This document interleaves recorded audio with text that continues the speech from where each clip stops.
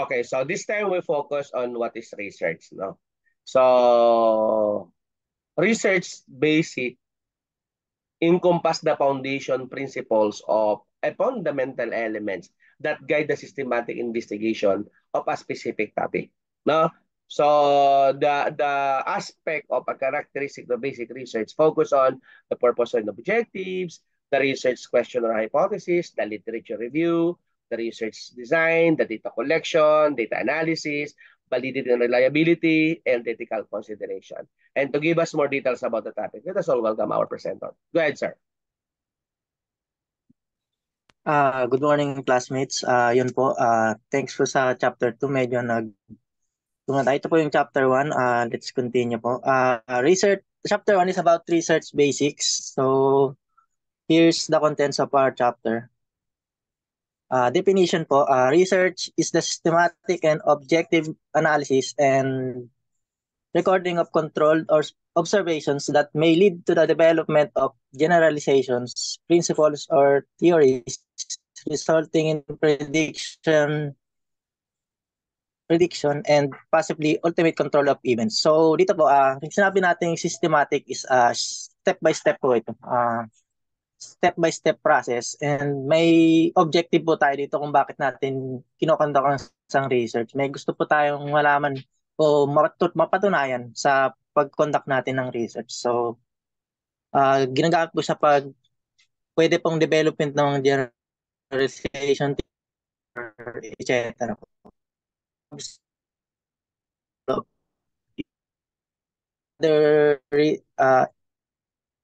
research is a systematic effort made as an attempt to find out facts or information that support certain views and about a specific point in a subject, or to discover new rules that govern the different relationships between a number of variables in a phenomenon. So kung yun nga po, parang gusto natin mapatunayan yung isang relation na isang variable to another variable, kailangan natin mag-conduct ng research para malaman natin. Okay. Research is a systematic and process that requires certain planning and preparation of the steps that should be followed.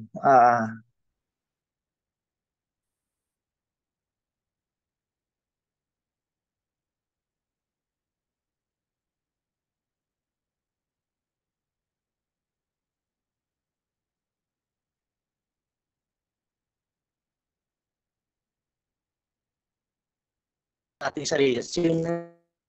So, kailangan natin mag-apply ng connection. So, kailangan natin mag-apply ng mag-assume ng hypothesis para ma-solve natin yung isang problem. Research is a systematic process of collecting and analyzing data that will investigate a research problem or question or help researchers obtain a more complete understanding of what a situation situation. The goal of research is to describe, explain, or predict present or future phenomena. More specifically, research should be systematic. Tulad na sabi ko, systematic. A study has a clear structure of definite procedural rules that must be followed.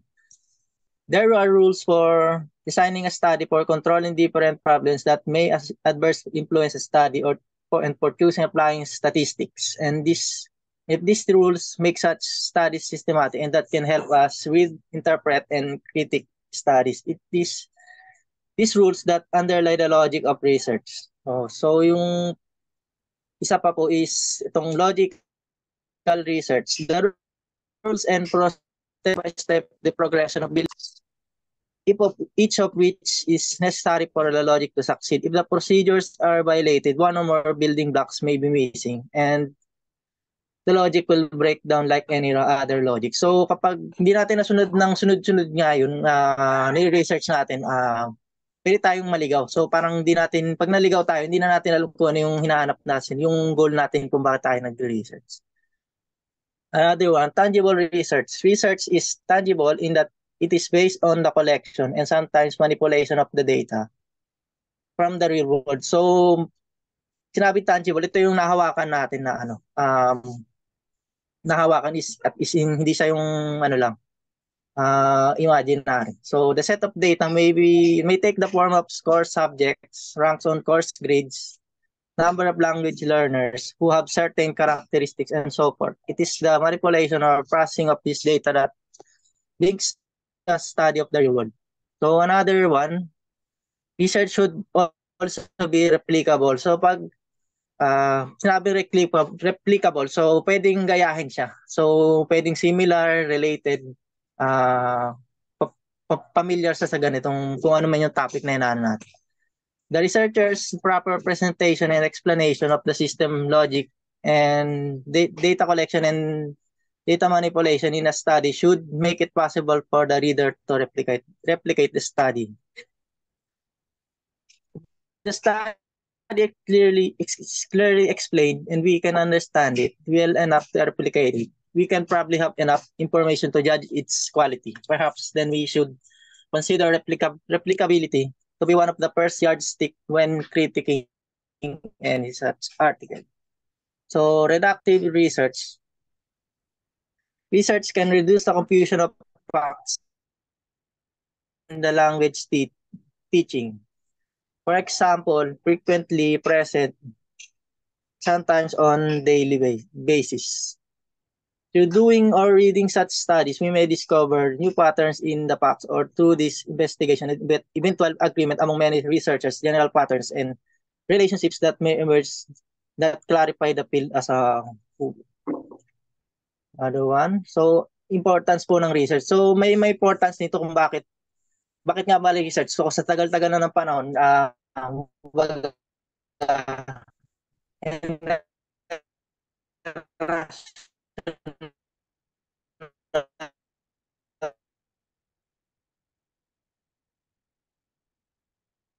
itong research, ito nagre-research pa rin. In terms of research in education is very wide as it is a systematic analysis. So in education, research is essential as it gives the system yung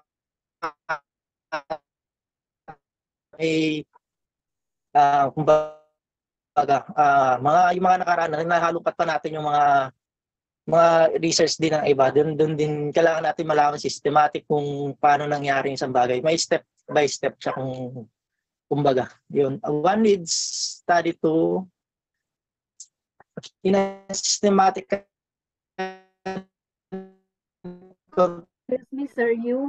Excuse me po, sir, hindi ko alam kung sa akin lang napuputol or talagang napuputol-putol ka. Sorry po. Controlled manner, and this is exactly what research work provides. Medyo internet lang sa buo. Naputol ba? Hello po? Hindi ba po? Yes, nawawala. O baka yung nag-waiting dito yung connection. So medyo nasundan ba? So ito nga importance of research leads to great observation. So pag nagre-research tayo, alam naman natin na nagli-lead to sa siyempre observation kung ano yung kumbaga sa larangan ng siyensya. Pag nag-discover tayo, magamit natin siya for future siyempre. Innovation sa technology siyempre, kadalasan sa more especially in technology. Pag may na-observe tayo, may beto natin yung tubig na yung tubig na nakapag-andar ng sasakyan. So, alam na natin, maraming masirang industriya rin siyempre. Pero, siyempre sa ekonomiya, malaking impact na ito. So, in the field of education, the research helps in coming to one conclusion. That conclusion can be achieved by observing the facts and figures in depth. So, such in-depth knowledge is provided by the following various research methods only. In this way, research also assists in leading to greater observations. But the results and prediction theories and many principles. Researchers come up with valid predictions. So pag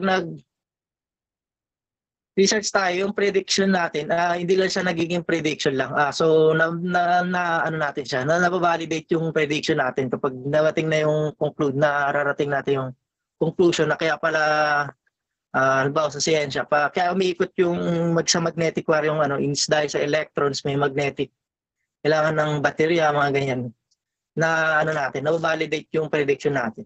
And then, theories and great results through observations, hypotheses, and research queries. So this way also, it helps researchers to conclusions. So improving practices. So pag nag-research din tayo, siyempre, pag research tayo ng research, na-improve yung practice ng pag-research, siyempre. Yung, kumbaga, sa personal din. Pag nag-research tayo, mas lalo nating na-perfect yung way ng tamang pag-research, tsaka yung mga samples natin is more accurate or more, qualified pa. Tsaka yung mas accurate yung nagiging conclusion natin. Next. Develops new etc. So pag nag-research din, pag kumbaga sa education, pag pinagre-research natin yung mga, siyempre, kung tayo man, kung mga masters tayo, students, kung nag-research tayo, so pag naging pag nagiging mas better tayong tawag dito, magiging possible tayo maging, kung gusto nga natin maging professor or naman natin larangan gustong dalhin tong natin, master course natin is, degree natin is, mas siyempre kung magtuturo tayo sa college, halimbawa, mas siyempre kung ikaw college ka, wala kang research, parang hindi mo na-apply yung napag-aralan mo, siyempre doon na-apply yung sa research or thesis or ano pa man yung sa dissertation, ma-apply yung mga parang kung ano yung mga pinag-aralan natin na mga subjects natin, parang mga fundamentals natin na i-apply natin at na-apply sa real world. So next. Helps initiating the action. So ito, self-explanatory naman to. Pag na-research tayo, research should aim to produce highest result, so which complements the study. So yun nga, yung research natin is, kumbaga, hindi lang puro assumptions lang yung nangyayari. So pag ina-apply natin siya is better na understand natin kung paano nangyari yung ganun. Kung paano ko yung result sa ganitong, paano naging ganun yung conclusion. Yan. So, next, help in decision making. So, yun. Decision making, siyempre, kung nirulus na gano'n tayo, kailangan natin mag-survey. Kung kulang sa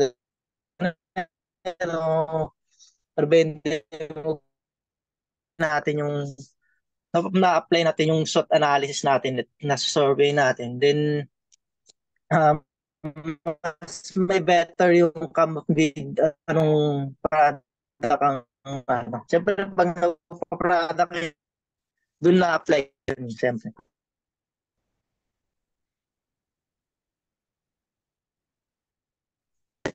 Explanatory na rin. So pag nag-research tayo, mas yung conclusion na nadodraw natin is mas better suited dun sa sa output natin. Sa conclusion is doon natin mapapatunayan na yung hypothesis natin is yun paano siya dun sa natin, paano na-solve nung hypothesis yung problem natin at kung paano yung pinaka naging conclusion. Yun, at yung lastly na isa dito is motivate others. So pag nag-ano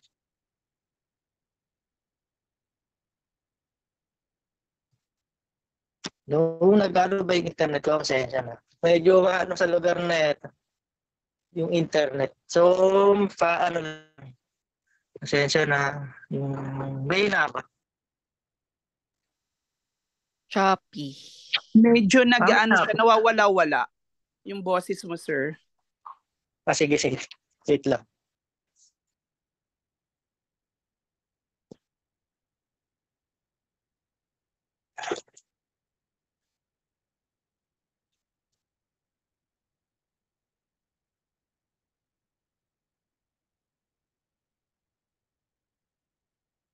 So, continue po ako. Ayun, motivate others. So, pag nag-research tayo, nakapag-motivate din tayo ng maybe other researchers. So, in what way po? So, kung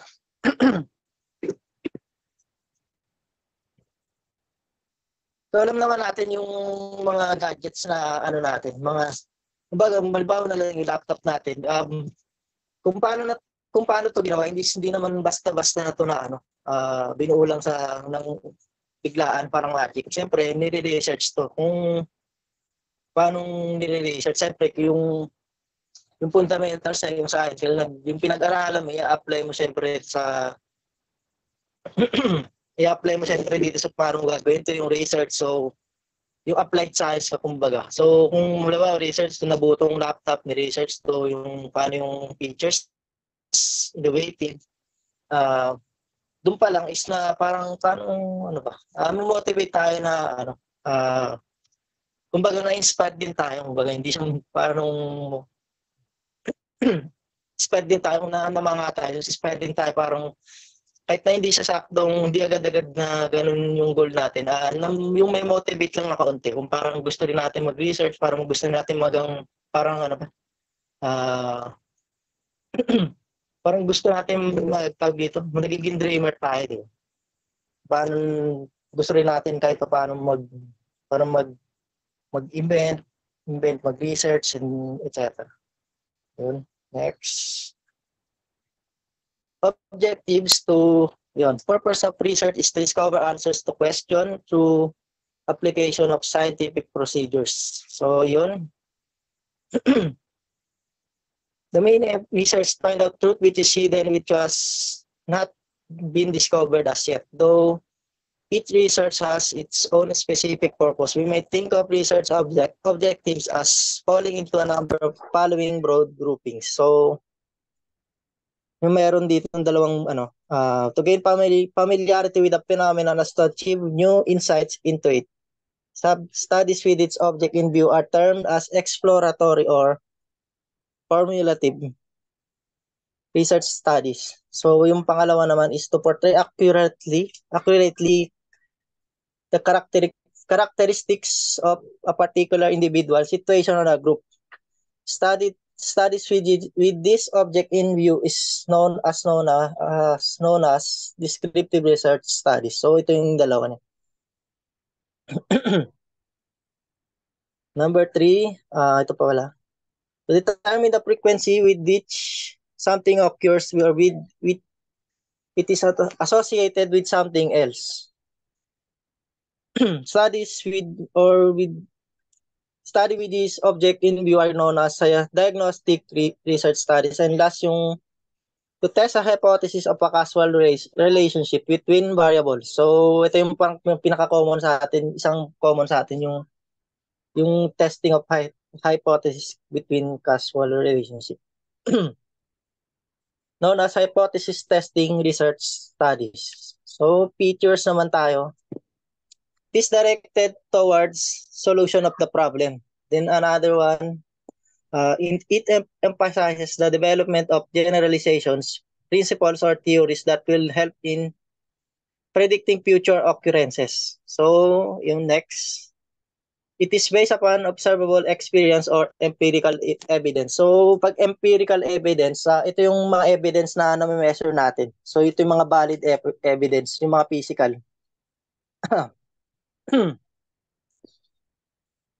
Next, it requires accurate observation and description.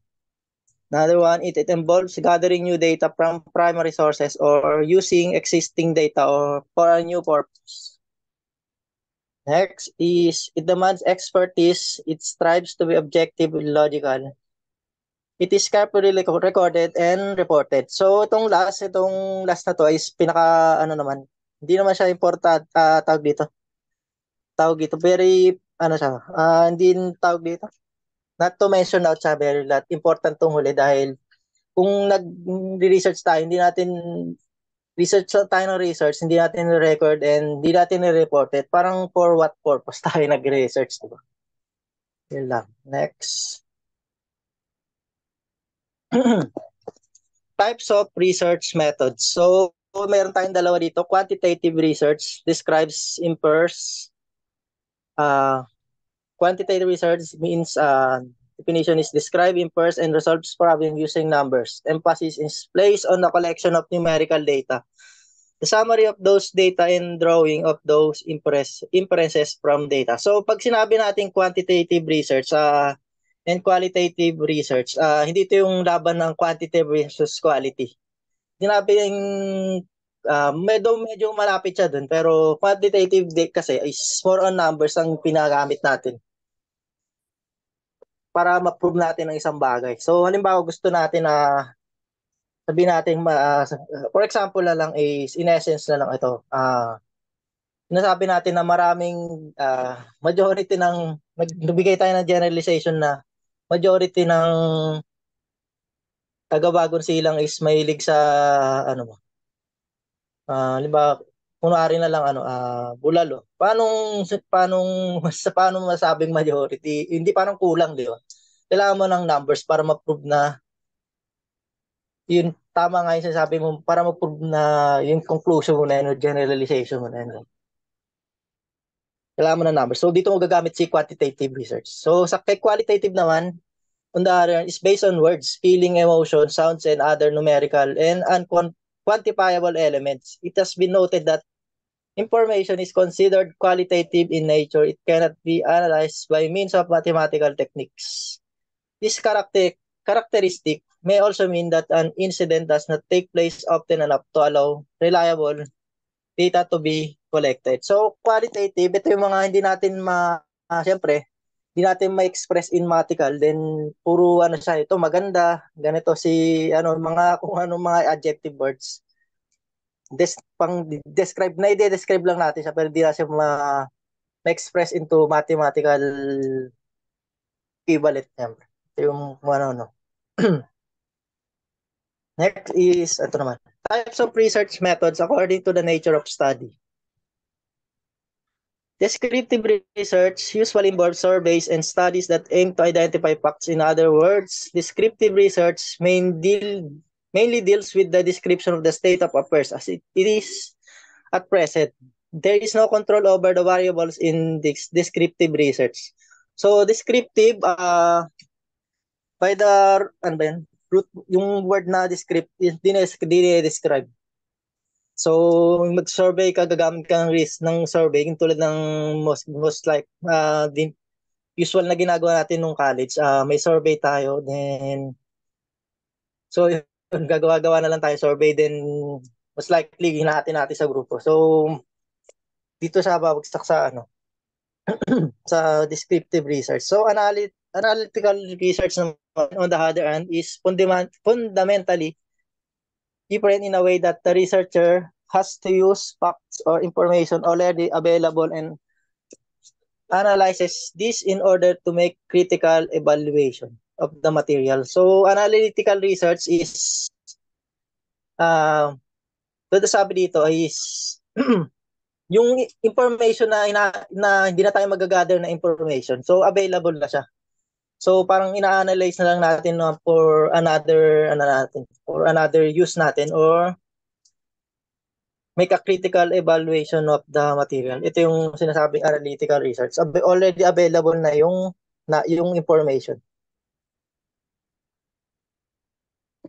Next one, types of research method according to the purpose of study. So meron dalawa rin to, tinatawag siyang applied research and fundamental research. So, applied research is also referred to as action research. So, action research naman is, very familiar na rin tayo dyan. So, next, yung isa naman is, the fundamental research is sometimes called basic or pure research. So,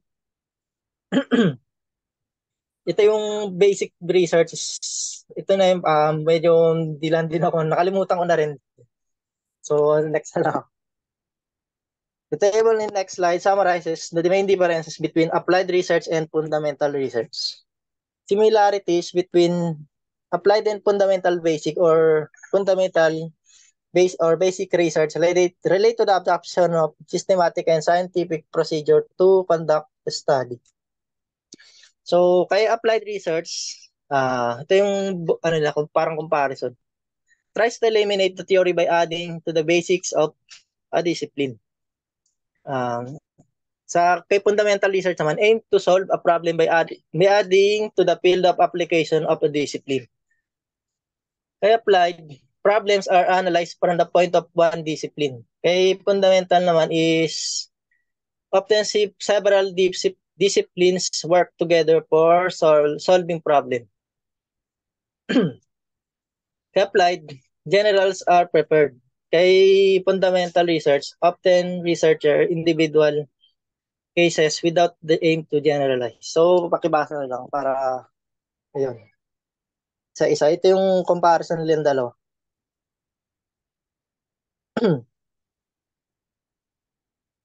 Next one is on the basis of research. So, types of research method according to the research design. So, on the basis of research design, the types of research methods can be divided into two groups, exploratory and conclusive. Kaya exploratory only aim to explore the research area and they do not attempt to offer final and conclusive answer to research questions. So, conclusive naman, on the contrary, aim to prove final and conclusive answers to research questions. So, malapit na. Type of research methods according to the purpose of study yun pa rin. Take illustration. Ito. Exploratory structure is loosely structured and designed. Kay conclusive is well-structured and systematic. So, nakita natin na contradictory tawag ito. Opposite sila ng structure. Then, kay sa methodology is flexible and investigative in methodology.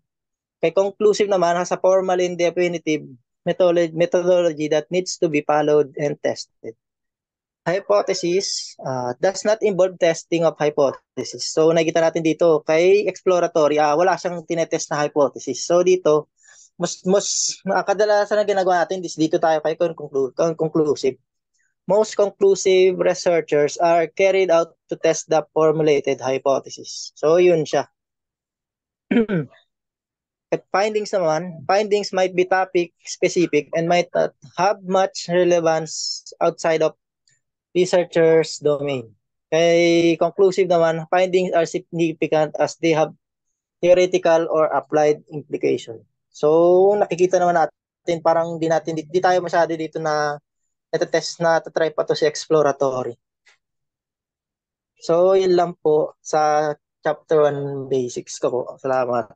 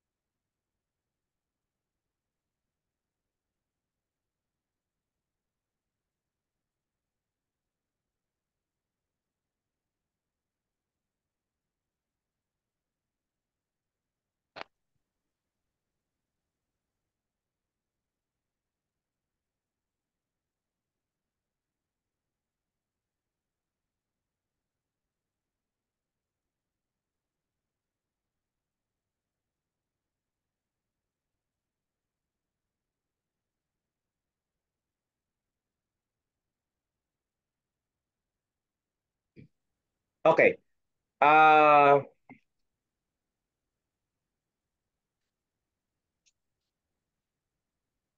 Tapos na po, sir. Salamat Yeah. po. Okay, in this topic, no, it is simply a systematic and refined technique of thinking, employing specialized tools, no, instrument and procedures in order to obtain a more adequate solutions or to a problem that would be possible under ordinary, no.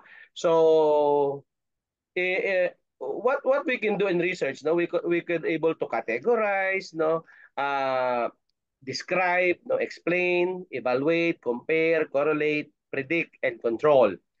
In the characteristic of research, we look into the empirical, no, wherein that is based on the direct experience or an observation. Another is logical, no, in a sense that based on the valid procedures and principles. When we say cyclical, no, sabi nga ni Sir kanina, no, that is understandable, that is a cyclical process. Start with a problem and ends with a problem.